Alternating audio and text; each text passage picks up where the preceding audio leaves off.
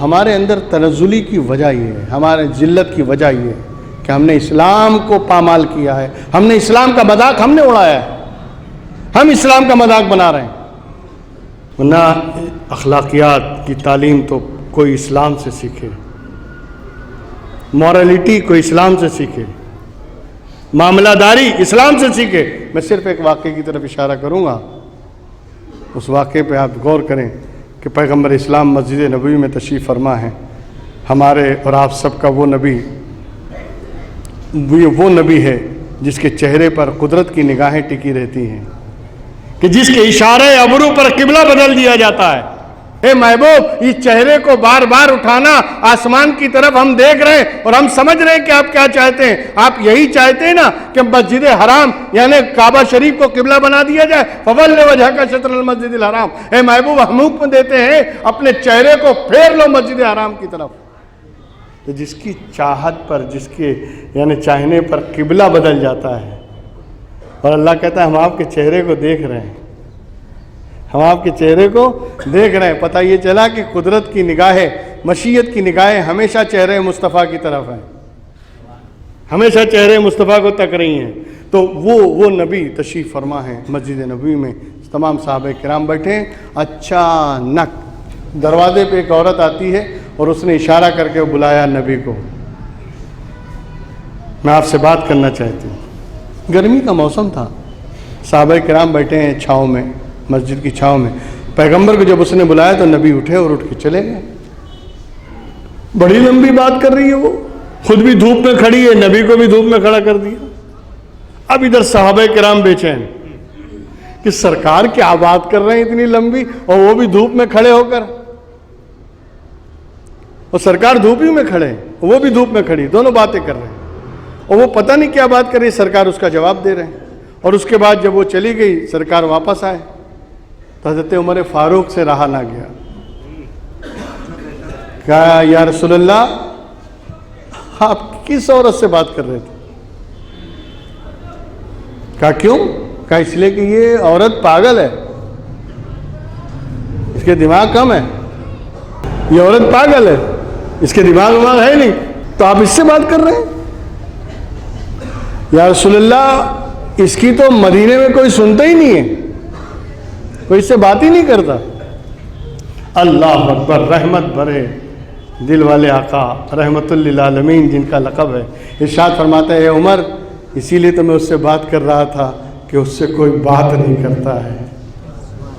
اب ذرا خیال کریں یار، اس کی کوئی سنتا نہیں، اسی لیے تو میں سن رہا تھا، اور یہ پیغام، یہ میسج دے رہا تھا، یعنی نبی نے اپنے اس کریکٹر سے، اس عمل سے، اس اخلاق سے ہمیں یہ میسج دیا کہ جس کی کوئی نہیں سنتا اس کی مدینے والا سنا کرتا ہے،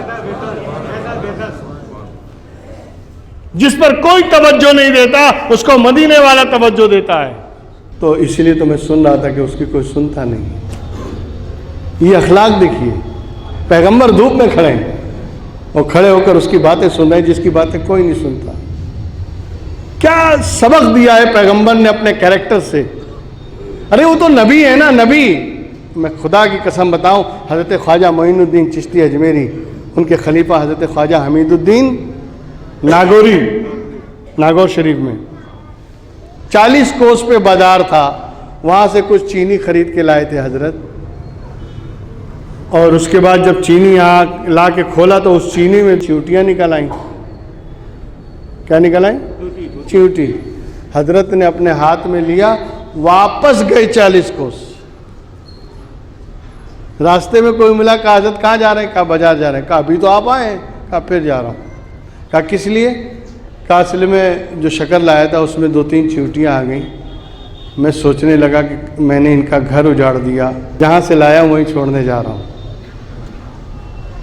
اس لیے کہ اگر میں نے ان کا گھر اجاڑ دیا تو کہیں ایسا نہ ہو کہ اللہ میرا گھر اجاڑ دے۔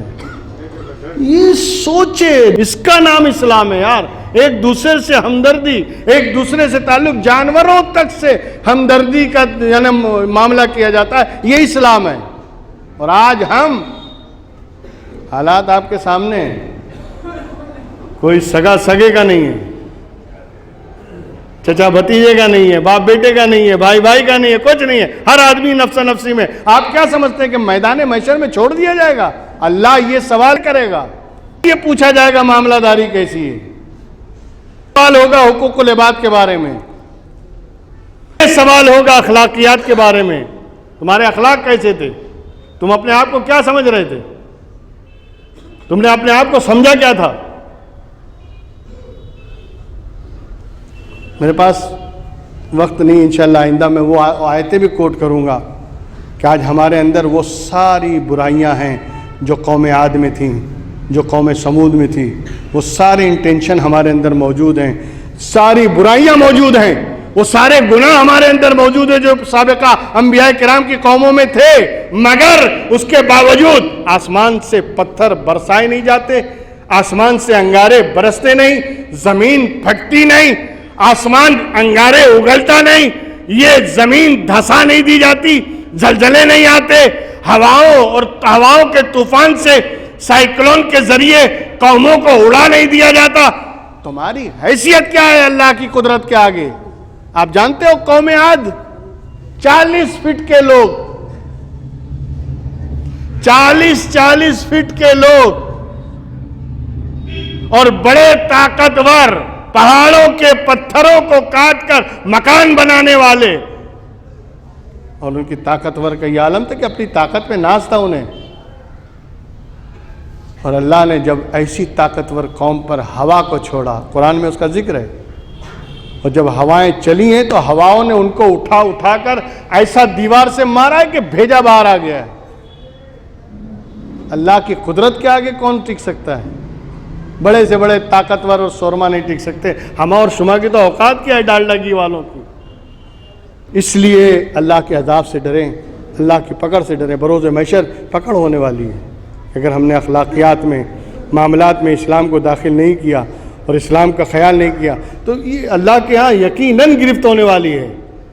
یہ مت سمجھنا کہ ہم نمازی ہیں تو بچ جائیں گے، اور پکڑ ہو جائے گی، ہم روزے دار ہیں تو بچ جائیں گے، اور پکڑ ہوگی کہ تم نے اپنے کو تو بچانے کی کوشش کی، دوسرے کو کیوں نہیں بچایا، دوسرے کو سمجھایا کیوں نہیں، اس کو بولا کیوں نہیں، پڑوسی کو ہدایت کیوں نہیں کی، رشتہ داروں کو کیوں نہیں ہدایت کی، یہ بھی پکڑ ہو جائے گی۔ ایک مرتبہ ایک قوم بنی اسرائیل کا واقعہ ہے کہ حضرت جبریل کو حکم ہوا کہ زمین پلٹ دی جائے۔